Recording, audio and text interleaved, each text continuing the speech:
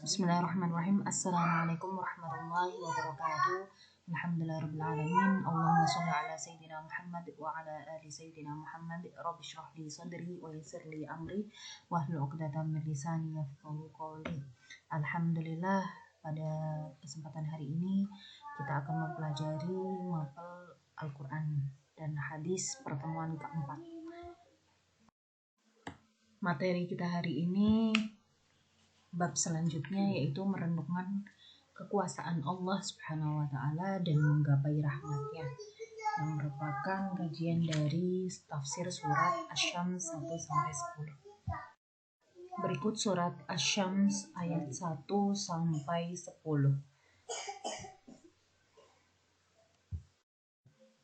Kemudian ini arti surat Asy-Syams ayat 1-10. Insyaallah nanti dijelaskan satu persatu. Isi kandungan surat Asy-Syams dari ayat 1-10 yang pertama yaitu 7 fenomena alam yang menakjubkan. Jadi dalam surat ini menunjukkan betapa luar biasanya Allah menciptakan matahari, bulan, siang, malam, langit, bumi, dan jiwa manusia. Semuanya berjalan teratur dalam hukum Allah yang telah ditentukannya sesuai dengan sunnatullah ya.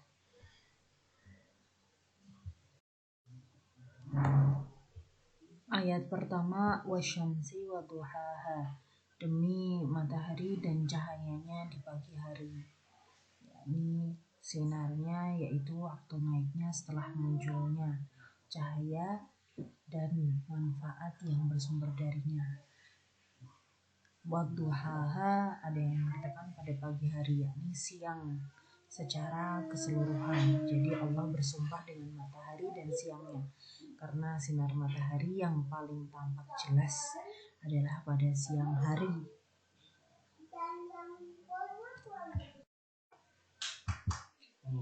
Selanjutnya ayat kedua, wal qamari idza talaha, dan bulan apabila mengiringinya. Ini tentang cahaya bulan, yakni jika mengikutinya atau mengiringinya itu pada malam bulan purnama. Jika matahari tenggelam maka rembulan akan muncul. Ibnu Zaid mengatakan bulan mengikutinya pada pertengahan pertama setiap bulan, kemudian matahari mengikutinya, di mana bulan mendahulunya pada pertengahan dari setiap bulan. Ayat yang ketiga wan nahari idza jallaha, tadi sudah matahari, kemudian bulan, dan ini siang apabila menampakkannya. Siang jelas dengan cahayanya dan sinarnya dan menyingkap kegelapan.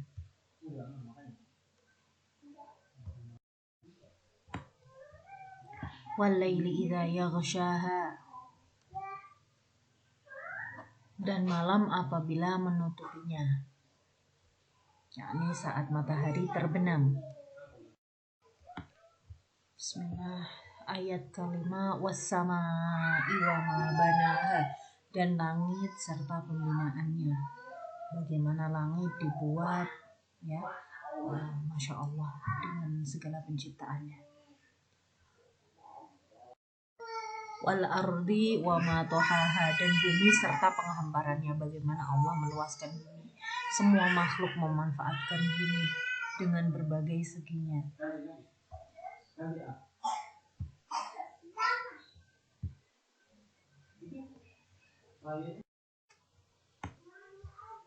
Ayat ketujuh, wa nafsi wa ma sawwaha, dan jiwa serta penyempurnaannya. Jadi Allah menciptakan sesuatu itu dengan sempurnanya penciptaan. Jadi tegak pada fitrah yang lurus. Ayat ke-8, fa'alhamaha fujuraha wa taqwaha, maka Allah mengilhamkan kepada jiwa itu jalan kefasikan dan ketakwaannya, yakni Allah mengenalkan dan memahamkannya tentang ketakwaan dan kebaikannya, kefasikan juga keburukan. ayat ke-9 dan 10, qad aflaha man zakkaha wa qad khaba man dassaha. Sungguh beruntung orang yang menyucikan jiwa itu, dan sungguh rugi orang yang mengotorinya. Kemudian isi kandungan yang kedua, surat Asy-Syams ayat 9 sampai 10, yaitu berisi tentang sumpah Allah Subhanahu wa taala. Jadi setelah tadi Allah bersumpah dengan matahari, bulan, dan semuanya, ini ayat 9 dan 10 menjelaskan apa yang hendak ditentukan Allah, tekankan Allah dengan sumpah-sumpah di atas. Jadi sungguh beruntung dan akan meraih segala apa yang diharapkannya siapa yang menyucikan jiwa dan mengembangkan dirinya. Siapa saja yang berusaha untuk menyucikan, memperbaiki, dan mengisi jiwa dengan memperbanyak amalan ketaatan dan kebaikan, serta yang menjauhi segala keburukan, maka pastilah dia akan menjadi orang yang beruntung. Berarti beruntunglah orang yang menyucikan dirinya, yakni maksudnya adalah menaati perintah Allah, menjauhi larangannya, membersihkan jiwa atau hati dari sifat-sifat yang tercela, dari akhlak-akhlak yang tidak baik. Tadi penekanan sumpah Allah di akhir bahwasanya kita harus menyucikan diri kita, hati kita dari sifat-sifat yang tidak baik, juga anggota tubuh kita dari perbuatan yang tidak baik, maksiat dan segala sesuatunya.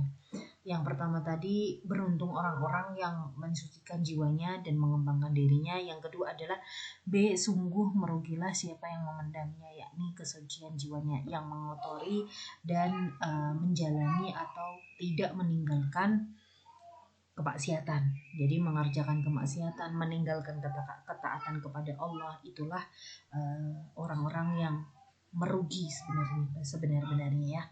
Kemudian Zaid bin Arqam pernah mengatakan bahwa Rasulullah pernah mengajarkan doa kepada kami, dan kami mempelajarinya, yaitu ini doa agar kita terhindar dari sifat-sifat yang tidak baik, terhindar dari jiwa yang kotor, dan di sini doa yang dimana kita meminta perlindungan agar kita diberi ilmu yang bermanfaat.